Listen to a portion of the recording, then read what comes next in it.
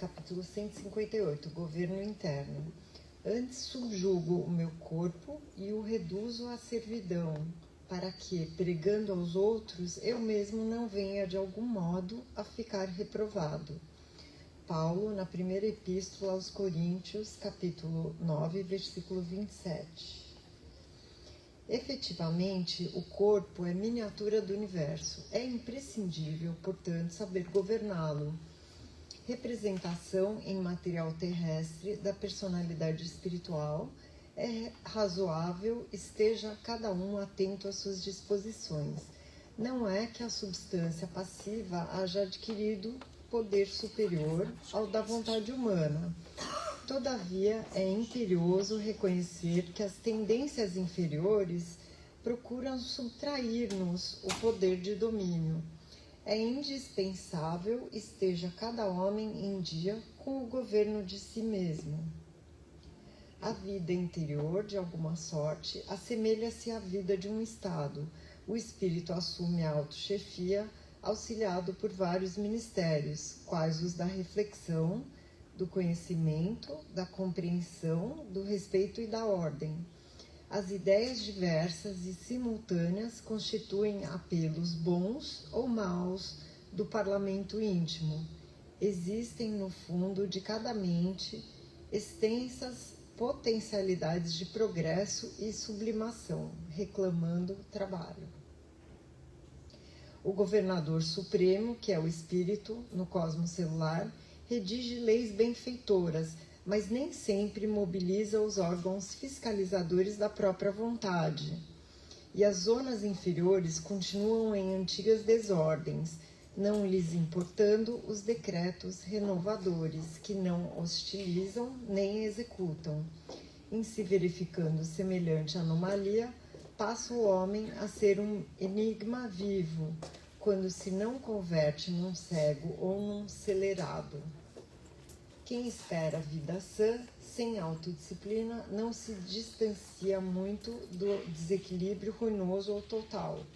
É necessário instalar o governo de nós mesmos em qualquer posição da vida. O problema fundamental é de vontade forte para conosco e de boa vontade para com os nossos irmãos.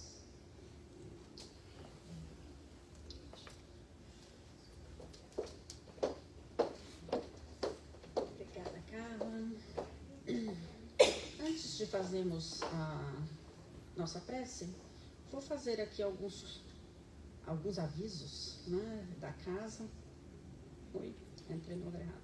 Não deixei. Aqui. Alguns avisos, né? Oi. Foi lá por último. São os nossos destaques da semana. Agora já não é nem aviso, são destaques. Então, o primeiro que a gente sempre fala, né, o dos estudos, que nós já temos 4 estudos na casa, de segunda, terça, quarta e quinta. A gente tem que sempre falar, né, porque o de segunda-feira tá maravilhoso. A gente já daqui a pouco não pode mais nem ter a mesa, porque tá tão cheio, a gente vai ter que fazer como se fosse aqui, né, o salão de palestras mesmo. Tá muito bom o estudo, 7 horas. Pode ser tanto presencial quanto online. Fale conosco para que a gente passe o link caso vocês não possam vir às 7 da noite. Primeiras e terças-feiras do mês a gente tem o estudo do Evangelho em inglês, né, às 8 horas da noite, online. Quarta e quintas também nós temos os nossos estudos. Nos procurem se tiverem vontade de participar, vale a pena. É sempre bom a gente estar engajado em algum estudo, porque a gente tem a oportunidade de conversar, porque a palestra aqui é passivo, né? A gente escuta. É sempre muito bom, é um estudo que está sendo trazido, mas outra coisa é você se sentar e poder ler, perguntar, conversar, discutir sobre o assunto, que fica também mais claro e dá maior material para a gente ir compreendendo a doutrina. Fizemos ontem o nosso Clube do Livro, foi maravilhoso, estivemos num parque, comemos mais do que devíamos, mas falamos sobre o livro, né? Foi muito bom. Em breve nós estaremos anunciando o próximo livro e a data do próximo encontro, que assim quem quiser participar pode ler o livro e encontrar-se conosco. Cada vez a gente escolhe um local diferente, então fica aí o próximo aviso para o nosso estudo. Domingo agora, às 2h, nós vamos fazer um workshop de integração para trabalhadores e colaboradores. Então, saber quais são as diretrizes desse ano, os trabalhos que estão necessitando voluntários. Então, assim, é para os trabalhadores da casa, principalmente, mas todos aqueles que quiserem participar, vir a esse workshop, é muito bem-vindo, porque pode saber quais são as áreas de trabalho que estão sendo necessitadas e o que necessita-se fazer para trabalhar nessas áreas de voluntariado. Então, precisamos de tudo aqui na casa. Então, avise-nos e podem vir. Vai ser aqui mesmo, às 2h. É domingo agora? Vai ser domingo agora. 10 de fevereiro. Não, 1º de fevereiro, é que a bolinha do 10 ali ficou grande, né? Do primeiro. 1º de fevereiro, não é 10. É para ser um pequeno. Isso. Café com Arte vai ser no dia 21 de fevereiro agora. É muito bom.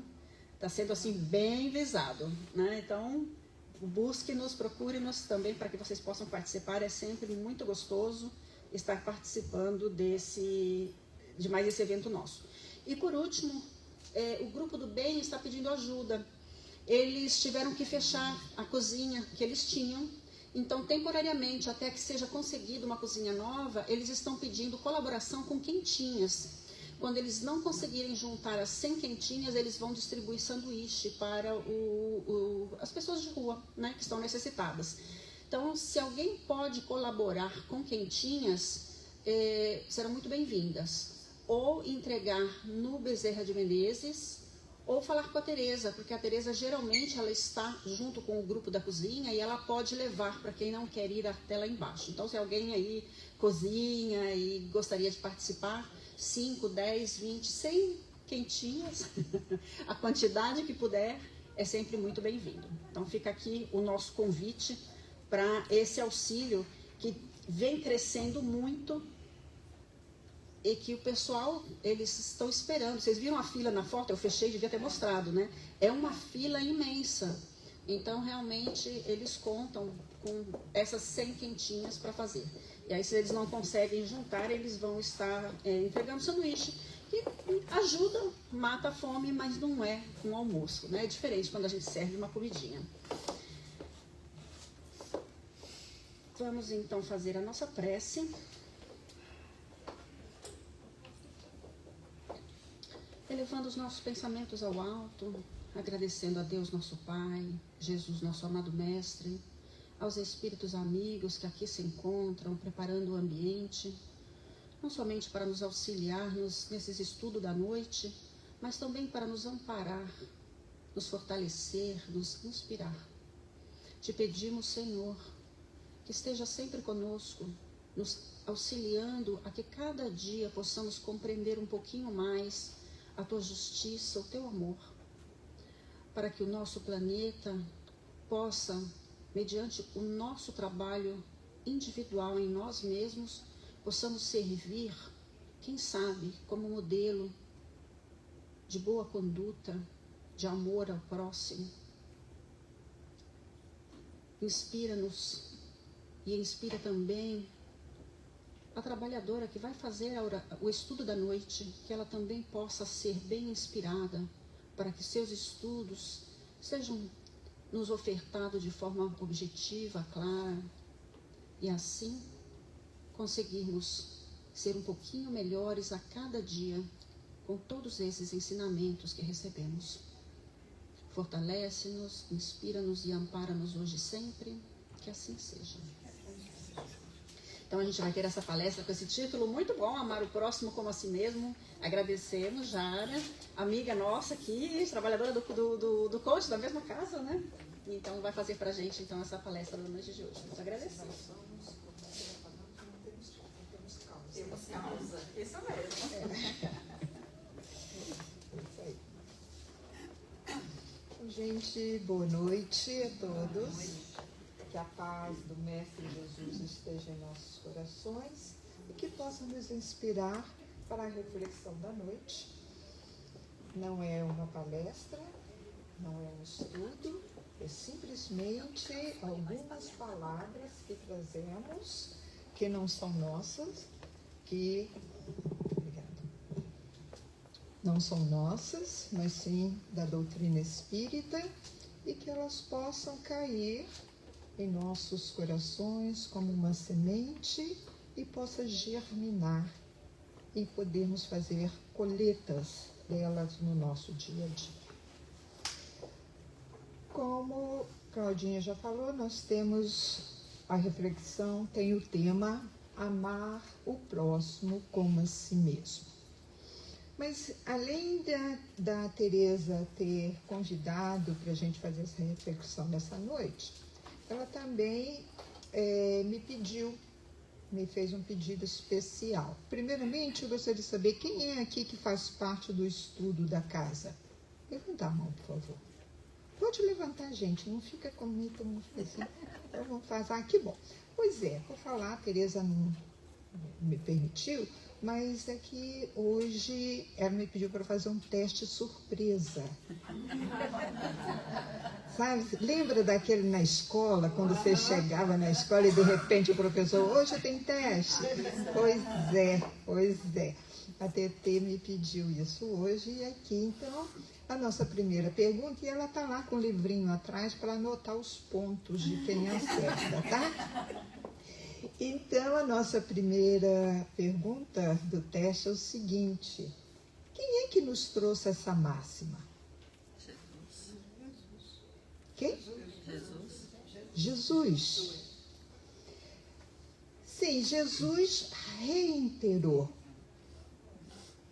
esta máxima, porque na realidade reiterou do Velho Testamento, que foi trazido a 1500 antes do Cristo. Então nós encontramos em Levítico 19:18, quando Moisés recebe os mandamentos, e que Levítico registrou essa colocação: não procurem vingança, nem guardem rancor contra alguém do seu povo, mas ame cada um seu próximo como a si mesmo. Eu sou o Senhor. Então Jesus reintegra estas colocações, esta máxima trazida por Moisés. E com isso, ele mesmo trouxe para nós que ele não viria destruir nenhuma lei, e sim dar-lhe cumprimento. Então essa lei era a lei que Moisés trouxe. E o amar ao próximo como a si mesmo estava nas leis trazidas por Moisés. Então Jesus, sim, reintegrou, veio trazer estas leis, não mais naquele viés de obediência cega, não naquele viés do medo, da obrigação do cumprimento, da imposição, mas sim, Jesus nos reintegra a lei trazida por Moisés, porém num sentido agora de amor, sobre o holofote do amor. E ele vem reintegrar esses ensinamentos, não só ensinando e falando, como exemplificando. E mesmo sobre o holofote dos ensinamentos amorosos de Jesus, nós vemos que o amar ao próximo, apesar desta ideia do amar ao próximo ser tão simples na sua formulação, ela torna-se complicada quando nós vamos colocar isso em aplicação, aplicar isto. Porque é muito fácil, é até poético, falar amar ao próximo. Mas a sua integração no nosso convívio, no nosso dia a dia, no nosso discernimento, torna-se um pouco difícil. Eu não sei para vocês, mas eu posso confessar que quando eu comecei, há 300 anos atrás, quando os dinossauros faziam ninhos, quando eu comecei a estudar a doutrina espírita, isso foi difícil para mim. Entender essa questão do amor ao próximo. Como? Eu não dou conta, eu pensava, eu não dou conta de entender este amor por um desconhecido. Por quê? Torna a falar. A coisa pode ser um pouco poética em dizer, eu amo o próximo. Explica um pouco melhor. Como é que é isso? Porque nós conhecemos vários tipos de amores. Deixa eu perguntar mais uma coisa. Levanta a mão quem amou ou já foi amado. Ai, que bom. Aí gostei do senhor ali, ó, levantou lá em cima. Isso! Muito bem, muito bem. Levanta o braço quem está amando. Muito bem. Agora teve gente que não levantou. Ou seja, eu não estou perguntando quem está apaixonado, eu estou perguntando quem está amando. Ok? Não é quem está apaixonado, é quem está amando. E eu tenho certeza, muito bem, gostei do companheiro ali, viu?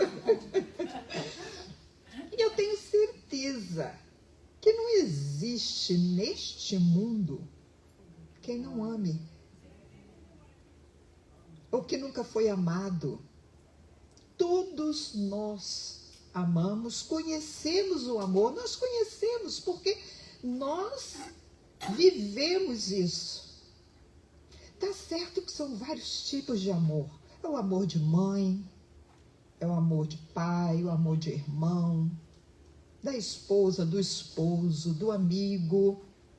São vários tipos de amores que nós conhecemos. Então, nós conhecemos o amor. E a neurociência, hoje em dia, explica muito bem isso, essa questão do amor. Quando ela fala que nenhum amor é igual ao outro. Nenhum amor é igual ao outro. Todos são diferentes entre si. A neurociência nos explica que a questão do amor, dessa emoção, ela é gerada por um conjunto de hormônios. E por que ela é diferente? Sempre os mesmos hormônios. Quando se fala da questão amor, sentimento, da ocitocina, da dopamina. Porém, a neurociência nos fala que o amor de mãe para o amor de pai, ele é diferente, ele tem todos esses componentes hormônicos. Porém, a quantidade é diferente. Eu achei esse estudo super interessante. Que os hormônios são os mesmos, que traz essa sensação, que traz essa vibração, que forma esse sentimento. Porém, o de mãe, estou chutando aqui, viu, gente? Não anota aí, não. Vamos supor, a da mãe tem 5% de ocitocina, o do pai já tem 10%. Então, essa composição é que vai dando os diferentes sentimentos, os diferentes amores que nós temos. O amor do irmão, o amor pelo pai, o amor pela mãe, pelo amigo e por aí afora. Então, eu volto à minha questão quando eu comecei a estudar a doutrina espírita, que eu não entendia este amor, porque, apesar de na época nem se falava em neurociência, nem sabia que isso existe, mas achava que eu tinha que amar o meu próximo do mesmo jeito que eu amava meu irmão, minha irmã, meu pai, minha mãe. E eu achava aquilo impossível. É impossível. A não ser que alguém prove isso ao contrário. Vocês conseguem? Há alguém que consiga dizer, eu não conheço, nunca vi mais gordo, mas eu amo aquela pessoa? É poético, mas não é real. Correto? Mas, apesar dessa questão que a neurociência nos traz, dessa diferença de hormônios, de quantidade de hormônio para formar o sentimento de amor, mas existe na formação do amor de qualquer uma base, um ingrediente comum em todos. Qual é? Alguém arrisca? Ai, gente, eu estou falando, eu estou perguntando, ninguém responde. A Tereza está anotando lá atrás, hein? Quem é amigo avisa, vai ser reprovado. A base, o ingrediente comum em todo o amor é o respeito. Não existe amor sem respeito. Ou alguém conhece alguma coisa diferente disso? Não. Todo amor, seja ele qual for, pai, mãe, irmão, marido, mulher, amigo, a base para se construir um amor, o alicerce, chama-se respeito. E como nos diz Lázaro no Evangelho segundo o Espiritismo, o respeito é a porta pela qual o amor entra no coração humano. Então, da hora que a gente vê, que entende que o amor, antes de ser amor, chama-se respeito, a gente começa a entender o amor pelo próximo. Então, quando falamos de amor pelo próximo, a gente já não fala do amor que nós desenvolvemos entre aqueles que nos são à volta. Mas nós usamos a mesma base deste amor, que é o respeito. Se eu respeito aquela pessoa que eu não conheço, se realmente eu respeito, eu amo. É a base para o amor. Né? E o respeito, o amor, ele não julga. Quando você respeita, você não julga as pessoas. Você respeita aquela pessoa na sua individualidade. E se eu respeito o meu próximo, o que eu não conheço, na individualidade dele, eu já tenho um passo para estar amando. Agora, para eu desenvolver esse requisito, essa questão do amor, há um pré-requisito para isso. Porque eu não respeito só por respeitar. Eu tenho que saber o que é respeito. Alguém pode me dizer o que é respeito? Tereza, anota, viu? Todo mundo.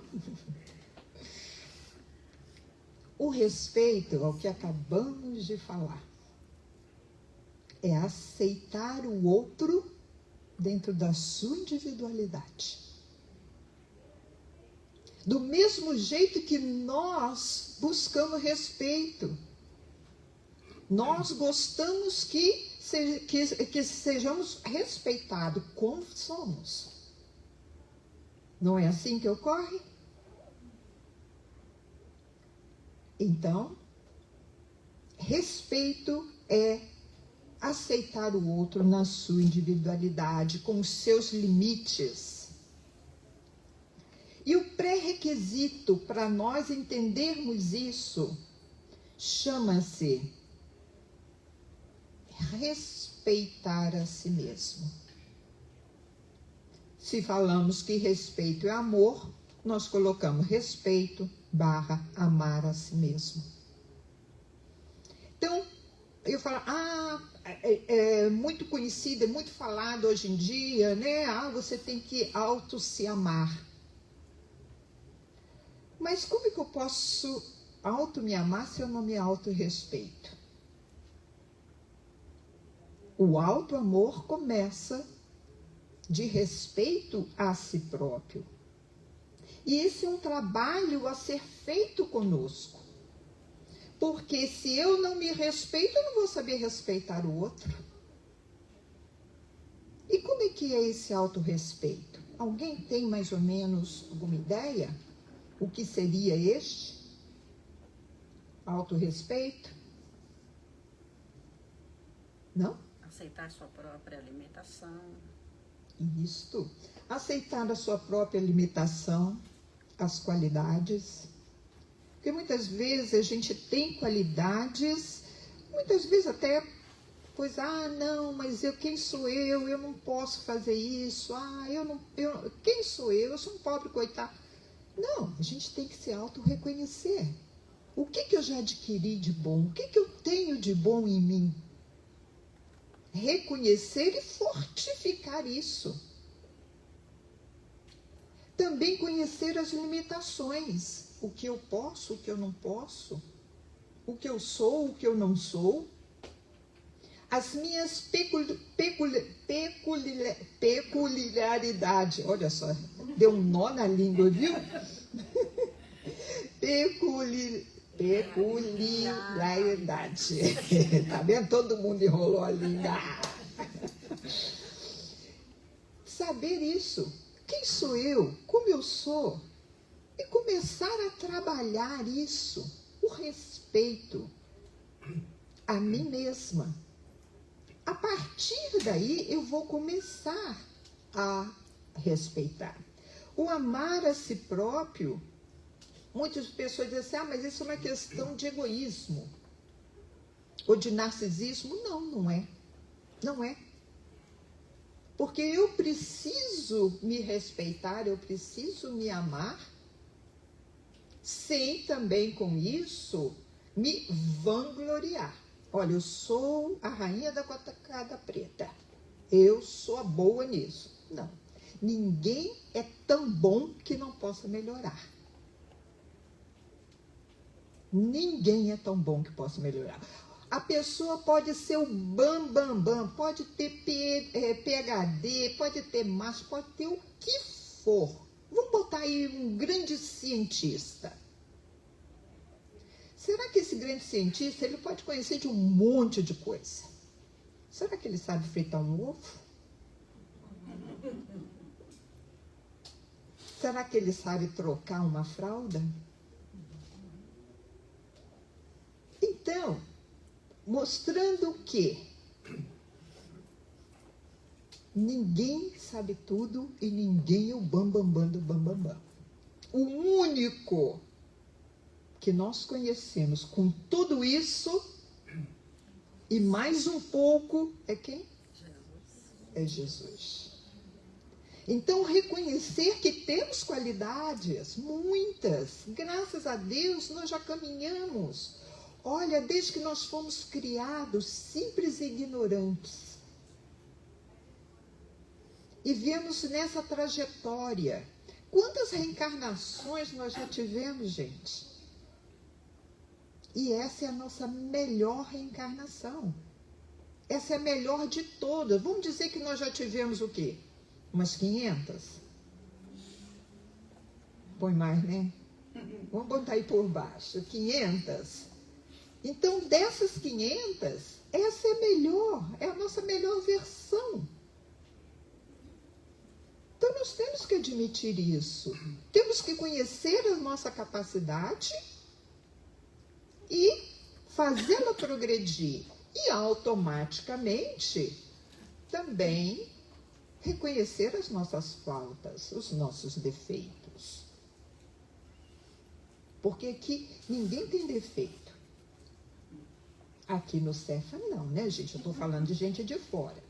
Ninguém tem defeito. Todo mundo perfeito. Mas a gente tem que ver, de repente, lá alguma coisinha que a gente precisa trabalhar. E é neste trabalhar, o que nós temos e a vontade de melhorar é que nos faz crescer e automaticamente respeitar os nossos limites, automaticamente amar a nós mesmos. Joana de Ângelo nos fala que amar a si mesmo não é egoísmo, é alicerce para amar e compreender o próximo. Eu não posso compreender, eu não posso amar ou respeitar o outro se eu não me autorrespeito. A estrada, o caminho para este amor ao próximo, respeito ao próximo, começa em nós. Pensemos uma coisa, nós queremos sair auxiliando a Deus e o povo. Eu quero aprender, eu quero sair amando o meu próximo.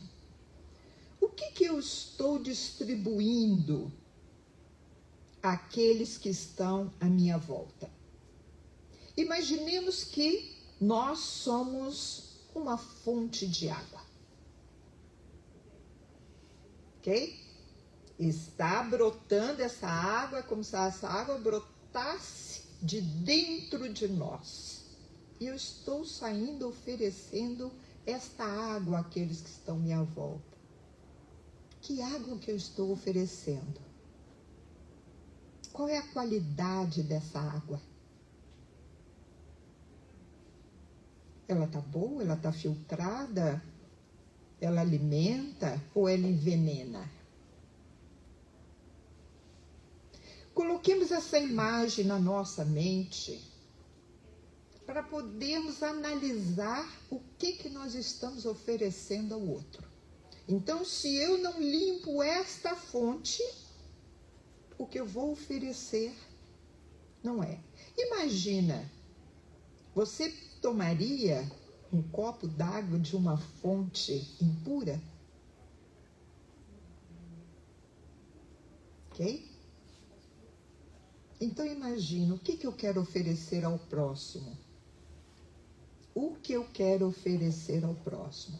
Então seria de nós mantermos isso em nossa mente. Buscar limpar esta fonte. Reconhecer essa fonte e fazer dela uma água limpa. É evidente que não vamos conseguir numa reencarnação, mas nós temos que fazer e começar esse filtro o mais rápido possível. Aí vem, eu me amo, eu já estou nesse caminho de eu me reconhecer, eu já estou nesse caminho, reconheço que preciso limpar essa fonte. E agora? Quem é o meu próximo para eu poder oferecer essa água? Quem é o meu próximo? Neste caso, nós lembramos de quem? Quando nós falamos do próximo? Sim, do doutor da lei que busca Jesus a fim de confrontá-lo e pergunta a Jesus qual era o maior mandamento. E Jesus fala, amar a Deus sobre todas as coisas. E o segundo, amar seu próximo. E ele pergunta, mas quem é meu próximo? E aí Jesus conta a parábola do bom samaritano.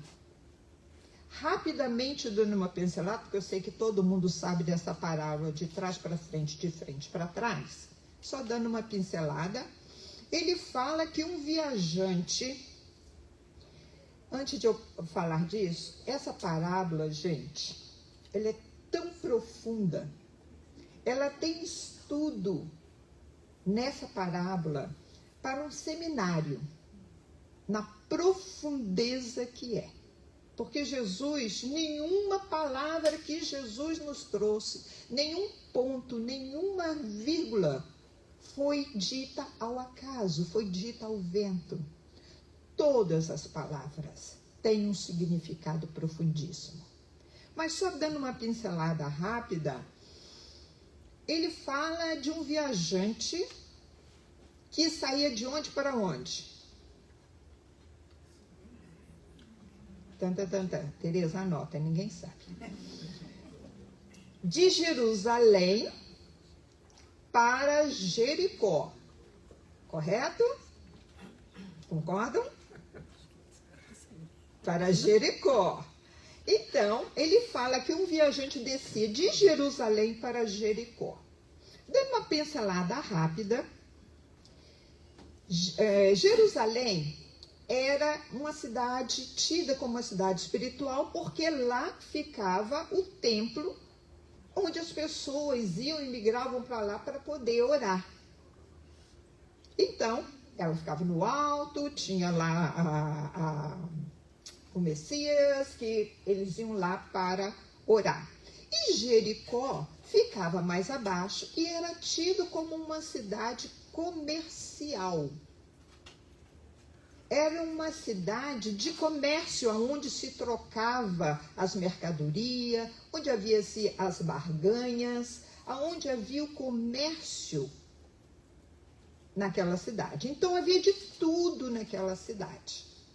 O espiritual ficava em Jerusalém e o comércio ficava. E Jesus fala que esse viajante, a gente tem muito a estudar sobre essa questão do viajante, mas não vai ser agora. Ele sai de Jerusalém, ou seja, ele desceu o nível espiritual para o comercial, para o materialismo. E muitas vezes nós fazemos isso, né? Quantas vezes a gente desce morro abaixo do espiritual para o material? E ele fala que ele desce e ele foi o quê? Assaltado. E muitas vezes a gente sai do espiritual, desliza, escorrega, vai lá para baixo, e nesse meio muitas vezes a gente também é assaltado. A gente também é assaltado e muitas vezes ficamos como o viajante, que foi deixado ferido à margem do caminho. A margem do caminho também dessa parábola é um estudo profundíssimo. E ele é deixado lá. E aí passa quem? Passa um sacerdote que vê, tem pena, ele sente pena, mas passa ao longe e promete orar por ele, mas nada faz, só diz, vou orar por você. Depois passa quem? Um levita, que também era tido como uma pessoa religiosa, que vê o homem caído, mas passa ao longe. E vem um samaritano, que era tido como um herege, e que recolhe aquele homem, cuida das suas feridas, coloca ele sobre uma cavalgadura, sobre um jumento, que também é um estudo profundo nisso, e leva até uma estalagem. Lá passa a noite com o homem e ainda fala com o estaleiro que voltaria, que cuidasse dele, voltaria. O estaleiro também é um outro estudo profundo. Então a gente vê que ele faz tudo isso, tá? O samaritano, ele não perguntou quem era o homem caído, mesmo que o outro nem podia falar. Ele não perguntou qual era a religião, qual era a nacionalidade, ele simplesmente socorreu. Agora vamos nos colocar na posição do sacerdote. Será que a gente faz isso que o sacerdote faz? Já fez? Você vê a pessoa sofrendo e muitas vezes você diz assim: ai, tanta pena de você, Claudinha, mas eu vou orar por você. E se afasta. E quantas vezes a gente vê as pessoas e primeiro a gente quer indagar: o que aconteceu com ele mesmo? Quem é fulano? A gente pergunta para depois socorrer. Mas não foi isso que o samaritano fez. Ele socorreu. Ele respeitou a dor do outro e socorreu. E a gente se coloca... Essa parábola é muito profunda. Não dá para a gente se aprofundar agora. Mas a gente se coloca dentro disso. E aí a gente pergunta, que Jesus perguntou para o doutor da lei. E aí? Quem foi o próximo do viajante? Claro que o doutor da lei não ia falar que era o samaritano, porque eram rivais. Mas Jesus pergunta. Gente, presta bem atenção nisso. Jesus pergunta: quem foi o próximo do viajante? Aí eu pergunto para vocês: quem é o seu próximo? Pare e pensa. Quem é o seu próximo? Quem, gente? Muitas vezes nós vamos falar. Emmanuel diz: o próximo, em cada minuto, é aquele coração que se acha mais próximo do nosso, por divina gestão de amor no caminho da vida.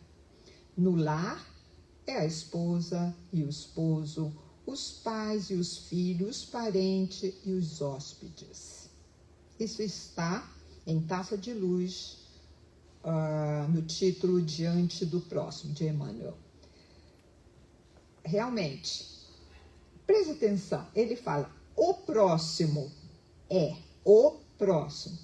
Porém, Jesus perguntou: quem é o meu próximo? Deu para entender? Ou eu confundi? Confundi, né? Quando ele fala do próximo, é aquele que está adiante.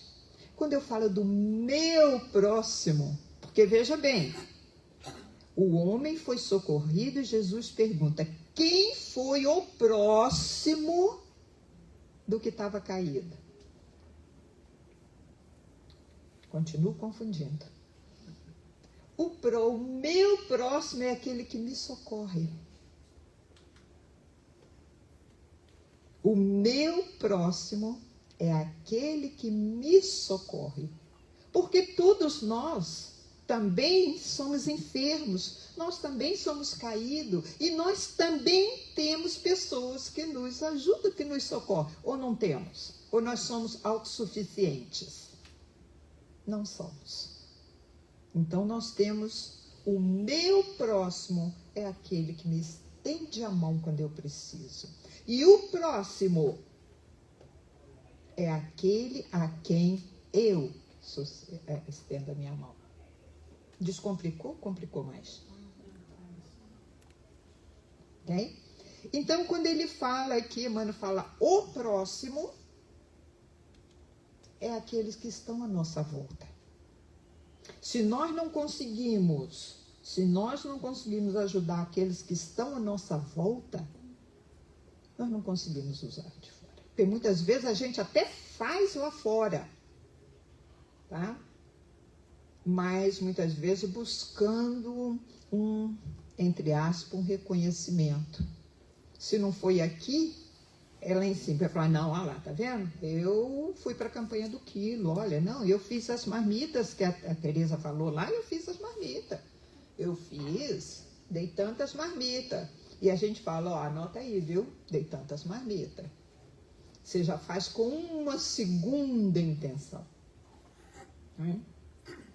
E não é dessa forma que a gente deve buscar. Porque dentro de casa, a casa, o lar, é a nossa maior oficina. É ali que a gente tem os desafios. É ali que nós encontramos as barreiras. É ali que nós encontramos os espinhos. E é ali que é onde nós temos que trabalhar. Nós temos que socorrer, temos que amparar e ser amparados, porque nós não somos o salvador do mundo, nós não somos o bonzinho da família. Ou vocês acham? Não. Nós somos espinhos de alguém. Nós também somos. Então, esse é um objetivo. Emmanuel também nos fala que amar é servir, é auxiliar, é renunciar, iluminar caminhos. Então, é o servir constante. É o servir sem perguntar o porquê nem o para quê. A necessidade de auxiliar, de renunciar em favor daqueles que caminham conosco. André Luiz nos fala, amar ao próximo é cooperação, solidariedade, responsabilidade espiritual. Lembre-se sempre da parábola do bom samaritano. Lembre-se sempre disso. Amar ao próximo é autorresponsabilidade emocional e empatia ativa. Amar é compreender a dor do outro sem absolvê-la. É oferecer presença, não controle, porque muitas vezes a gente diz, puxa, é interessante que houve uma vez, eu não me lembro quem, num dos centros nossos aí comentando, que foi oferecer, tinha feito feijoada em casa, né? E sobrou, botou numa quentinha, encontrou uma pessoa de rua e foi oferecer e falou para ele, perguntou o que é? Ele falou, uma feijoada. Ele falou, não, eu sou vegetariano. E deixou. E ele achou mal, ficou mal, mas como? Recusou, né? Só porque não é respeitar o outro? Então o outro pode muito bem, né? Vamos aceitar. É uma escolha de vida dele, eu não tenho que criticar, né? Então ela fala aqui que é a questão de não controlar, é respeitar limite e ritmos, nos fala Joana de Ângelo sobre isso.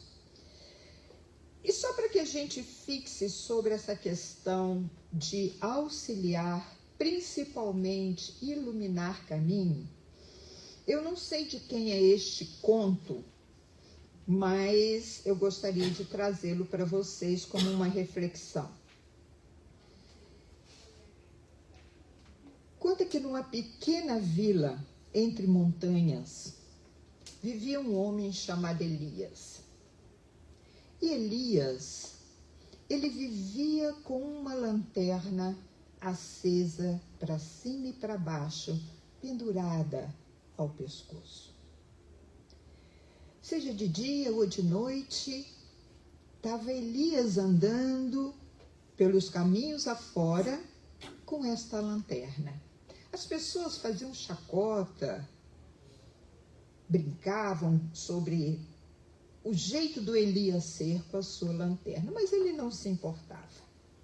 A si mesmo, sem exagero, ele andava com a sua lanterna pendurada à frente do seu peito. Certa noite, ele ia andando pelos caminhos. Ele vê um homem à beira do caminho, tremendo, perdido, totalmente desorientado. E esse homem também tinha uma lanterna, mas a lanterna dele estava apagada. E o homem vê Elias, vai ao encontro e lhe diz: Senhor, Senhor, o Senhor mora aqui na região? O Senhor conhece esses caminhos? E Elias diz: sim, eu conheço esses caminhos. Eu ando por esses caminhos. Então, Senhor, eu estou perdido. Eu estou confuso. Eu não sei para onde ir. O Senhor poderia, por favor, me dar a sua lanterna? Elias para, reflete, ri, dá um sorriso para o homem. Ele diz: não, meu irmão, a minha lanterna eu não posso te dar, mas eu te dou um abraço. E Elias abraça o homem. E automaticamente, ao ele abraçar o homem, a luz, a lanterna de Elias começa a iluminar muito mais forte.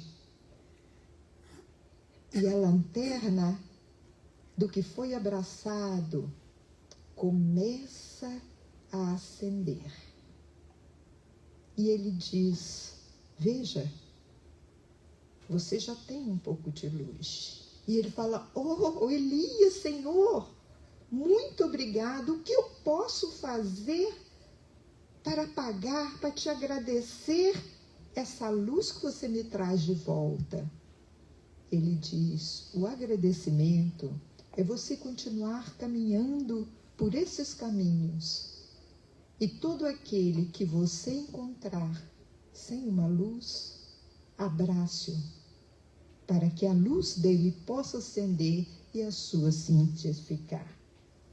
Não posso te dar a minha luz, mas com certeza você pode caminhar com esta luz pequena que você tem e abraçar outros para que ela cresça e assim iluminar outras lanternas.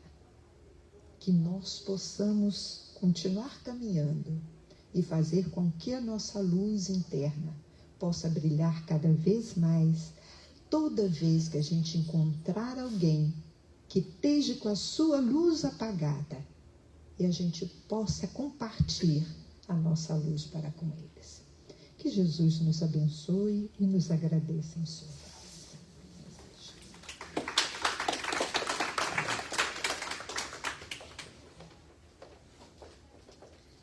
Obrigada, Jara. Uma reflexão muito boa para todos nós. Acho que é a primeira vez que eu escutei essa palestra, Amara ao próximo como a si mesmo, mas dessa sua colocação. Achei muito interessante, muito boa. Já apagaram a luz, mas eu vou mostrar assim mesmo. Era para eu ter mostrado antes.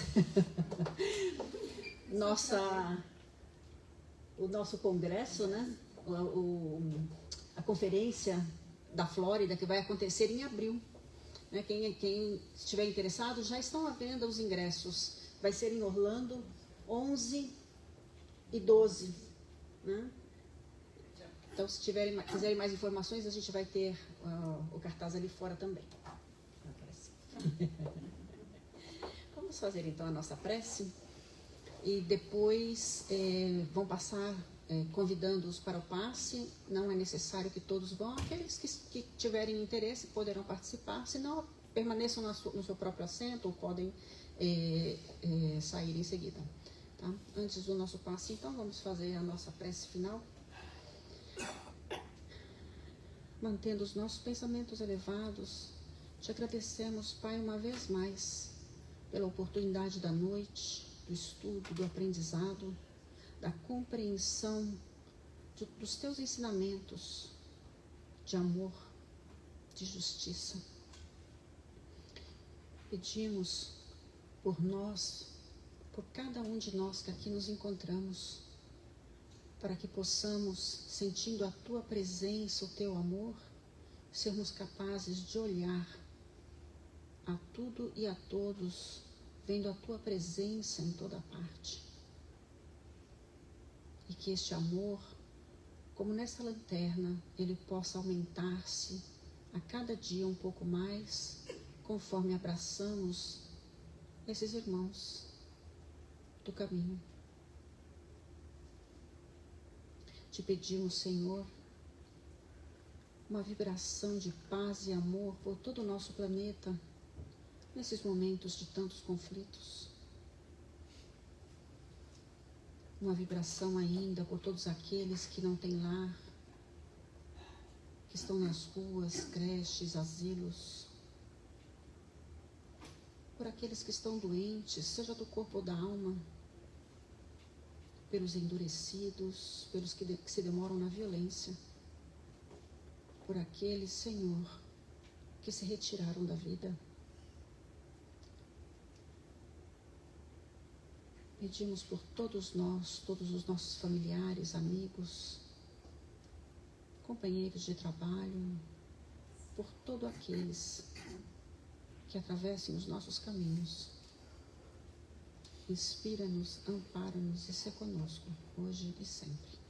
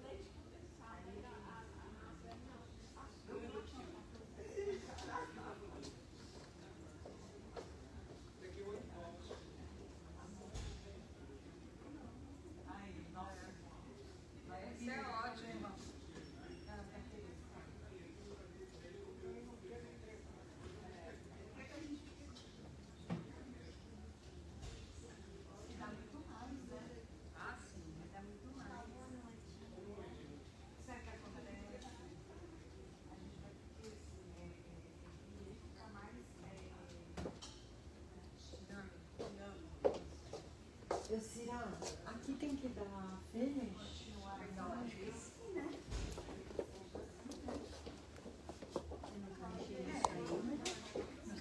Que sim. Será que dá o finish?